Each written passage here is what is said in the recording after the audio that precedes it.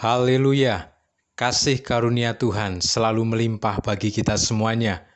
Hari ini saya rindu untuk menyampaikan pelajaran mengenai 9 karunia Roh Kudus.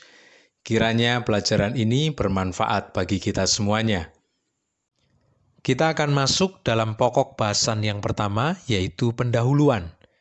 Hidup orang percaya melimpah dengan karunia-karunia, yaitu karunia keselamatan, Efesus 2 ayat yang ke-8, karunia pelayanan, Roma 12 ayat 6-8, karunia jabatan gereja, Efesus 4 ayat yang ke-11, dan karunia Roh Kudus, 1 Korintus 12 ayat 1 sampai ayat yang ke-11. Pada kesempatan ini, fokus pembahasan adalah mengenai karunia Roh Kudus. Pembahasan tersebut sangat penting dipahami oleh setiap orang percaya, karena karunia roh diperuntukkan bagi orang yang sudah percaya kepada Kristus. Karunia roh adalah kekayaan gereja yang diharapkan dapat dimiliki dan nampak di tengah-tengah gereja. Pembahasan mengenai karunia roh akan diawali dengan beberapa pertanyaan mendasar, yaitu yang pertama, siapa yang mengkaryakan karunia ini? Sesuai namanya, maka yang mengkaryakan adalah pribadi Roh Kudus sendiri. Era roh bekerja secara penuh diawali dalam peristiwa Pantekosta, yang kemudian berlanjut dengan pemberian karunia-karunia rohani. Pertanyaan kedua, kepada siapa karunia-karunia tersebut diperuntukkan? Jawabannya adalah kepada semua orang percaya. Semua umat Tuhan berpeluang menerima karunia Roh Kudus. Pertanyaan ketiga, apakah ada syarat untuk menerima karunia Roh Kudus? Jawabannya adalah tidak ada syarat sama sekali untuk menerimanya. Karena hal ini merupakan karunia atau pemberian gratis kepada semua orang yang sudah ada di dalam Kristus. Pada ayat di dalam 1 Korintus 14 ayat yang ke-11, dipakai istilah berusaha yang memiliki pengertian mendambakan dengan sangat. Covet earnestly, berarti dari pihak umat hanya bisa mengharap atau mendambakan dengan sangat karunia tersebut. Tetapi lagi-lagi, semua tergantung kepada Sang Pemberi. Dan ketika kita memperoleh, sebenarnya itu semua semata-mata adalah karunia atau pemberian cuma-cuma. Pertanyaan yang keempat, apa saja karunia Roh Kudus dalam pelayanan? Jawabannya adalah ada 9 karunia dan berikut akan diuraikan satu demi satu dari 9 karunia tersebut. Karunia yang pertama adalah berkata-kata dengan hikmat. Dalam bahasa Yunani dipakai istilah logosopia. Istilah tersebut menekankan hubungan dengan Allah, karena hikmat yang dimaksud bukanlah hikmat dunia, tetapi hikmat Allah. Istilah logos di sini sama dengan istilah yang ada di dalam Injil Yohanes pasal 1 ayat 1. Jadi logos di sini kaitan erat dengan Allah sendiri. Roh memampukan untuk membuat keputusan-keputusan atau jawaban-jawaban yang tepat dalam segala sesuatu. Orang yang memiliki karunia hikmat ini seringkali mudah untuk menemukan jawaban terhadap persoalan, serta mudah untuk membuat keputusan yang tepat. Itu semua karena kerja Roh Kudus dalam kehidupannya. Karunia ini bukan untuk kepentingan diri sendiri, melainkan kepentingan bersama. Karunia yang kedua adalah berkata-kata dengan pengetahuan. Dalam bahasa Yunani dipakai istilah logos gnoseos. Roh berperan sebagai guru yang memberi pengetahuan dari semua yang dipelajari, khususnya firman sebagai pengetahuan tertinggi dan pedoman hidup jemaat. Dengan memiliki karunia ini, maka kita mudah memahami pengetahuan firman. Bahkan hal-hal yang tadinya masih rahasia dapat tersingkapkan ketika memilikinya. Selain itu, Roh juga memberikan pengetahuan-pengetahuan baru dari segala yang kita temui dalam kehidupan. Karunia ini juga menekankan kesanggupan supranatural untuk mengetahui banyak hal yang tidak dapat diketahui secara natural. Sebagai contoh, apabila ada orang-orang yang munafik, maka dapat diketahui dengan karunia ini. Ada juga orang yang berbohong secara pandai, namun dapat diketahui dengan karunia ini. Bahkan apabila ada orang yang berusaha menyembunyikan kesalahan, maka terungkap dengan karunia ini. Nampak ketika Petrus tahu niat buruk Ananias dan Safira, betapa pentingnya karunia ini untuk banyak hal di dalam gereja, termasuk pendisiplinan umat yang berdosa. Yang ketiga, karunia iman. Dalam bahasa Yunani dipakai kata pistis, yaitu kemampuan mempercayai sesuatu yang mustahil. Jemaat Tuhan bersiap menghadapi tantangan zaman. Banyak persoalan besar dan berat yang dapat dialami umat. Ada banyak kemustahilan yang sering dijumpai. Itu semua dapat mengakibatkan iman jemaat merosot. Dibutuhkan karunia iman untuk menghadapi persoalan berat dan besar, bahkan hal-hal yang mustahil. Memang firman Tuhan berkata iman timbul dari pendengaran akan firman. Tapi di saat umat dalam keadaan menderita dan tertekan, seringkali sulit untuk bersekutu dengan firman.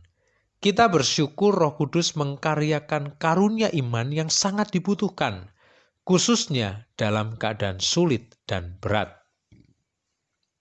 Karunia yang keempat, yaitu karunia menyembuhkan, yaitu kuasa kesembuhan. Dalam bahasa Yunani dipakai istilah iomai, yang artinya adalah menyembuhkan dari berbagai penyakit.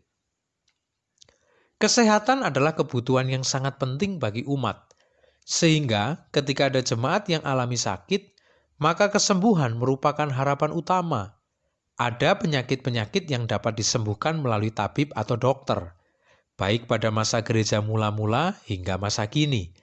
Namun banyak juga penyakit yang tidak dapat disembuhkan dengan cara medis. Oleh karenanya perlu kesembuhan non-medis. Sebagaimana kisah Petrus menyembuhkan orang lumpuh dalam Kisah Rasul 3 ayat yang ke-6, maka kesembuhan supranatural oleh karunia Roh terus terjadi dan menjadi kebutuhan umat.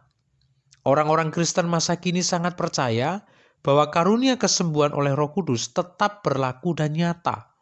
Sebagai jawaban terhadap kebutuhan umat yaitu kesembuhan dan kesehatan. Karunia ini dapat nyata meskipun yang sakit sedang dalam krisis iman. Sehingga biasanya nyata kepada pihak yang mendoakan atau yang melayani orang sakit tersebut. Karunia yang kelima yaitu karunia mujizat. Dalam bahasa Yunani dipakai kata energemata dunameon, yaitu kemampuan dari Roh Kudus untuk melakukan perkara-perkara ajaib dan tidak terbatas pada penyembuhan penyakit. Istilah dunameon ini ada kemiripan dengan istilah dunamis atau kuasa di dalam Kisah Para Rasul 1 ayat yang ke-8. Karunia ini nampak dan bekerja dalam doa dan perkataan iman. Ketika seseorang mengalami persoalan berat, baik dalam sakit penyakit, perekonomian, keluarga, masa depan, dan masalah-masalah lain, maka doa atau perkataan iman dari orang yang menerima karunia mujizat dapat menghasilkan jalan keluar yang ajaib. Karunia mujizat yang dikerjakan Roh Kudus melampaui kondisi iman umat. Terkadang umat sudah merasa mustahil persoalan dapat teratasi. Namun karunia mujizat mengatasi itu semua. Dapat dikatakan bahwa karunia mujizat berkaitan dengan iman yang kuat. Namun di saat iman seseorang dalam kondisi merosot, karunia mujizat dari Roh Kudus tetap dapat nyata. Yang penting adalah tetap mengimani bahwa karunia mujizat tersebut masih ada dan berlangsung hingga sampai saat ini. Karunia yang keenam, yaitu karunia bernubuat. Kemampuan dari Roh Kudus untuk memprediksi hal-hal yang akan terjadi esok dalam hubungan dengan kehidupan jemaat. Jadi, karunia bernubuat ini terbatas pada sekup dan kebutuhan jemaat. Nubuat yang dihasilkan dari karunia ini tidak boleh bertentangan dengan nubuat induk dan tidak boleh bertentangan dengan kebenaran Alkitab. Nubuat yang dihasilkan bukan yang bernada negatif, menakut-nakuti atau melemahkan, melainkan nubuat yang menguatkan. Tidak boleh seseorang menubuatkan kehancuran rumah tangga atau kehancuran perekonomian jemaat yang lain. Karunia nubuat adalah untuk membangun jemaat. Tidak semua nubuat adalah dari karunia Roh Kudus. Oleh karena itu, ujilah segala sesuatu dan peganglah yang baik. Karunia yang ketujuh adalah membedakan roh, yaitu mendeteksi identitas, asal, modus kerja, dan lain sebagainya yang berhubungan dengan roh. Manusia berpotensi disusupi, dikuasai oleh roh setan, dikuasai oleh kedagingan duniawi. Oleh karena itu, perlu kepekaan rohani yang ekstra yang hanya dapat diperoleh dari karunia Roh Kudus ini. Karunia tersebut sangat berkaitan dengan karunia pengetahuan, sebagaimana yang telah dijelaskan di atas. Namun, karunia ini memiliki penekanan yang benar-benar supranatural. Orang yang memiliki karunia ini dapat mengetahui siapa dan kapan seseorang sedang dikendalikan oleh roh lain.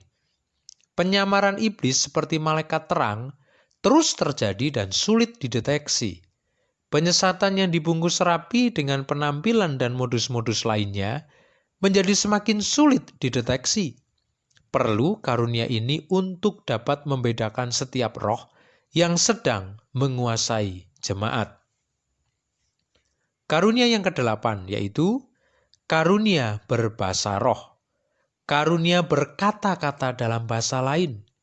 Berbahasa roh atau glosolalia adalah tanda kepenuhan yang dialami oleh orang-orang percaya dalam Kisah Rasul 2 ayat yang keempat.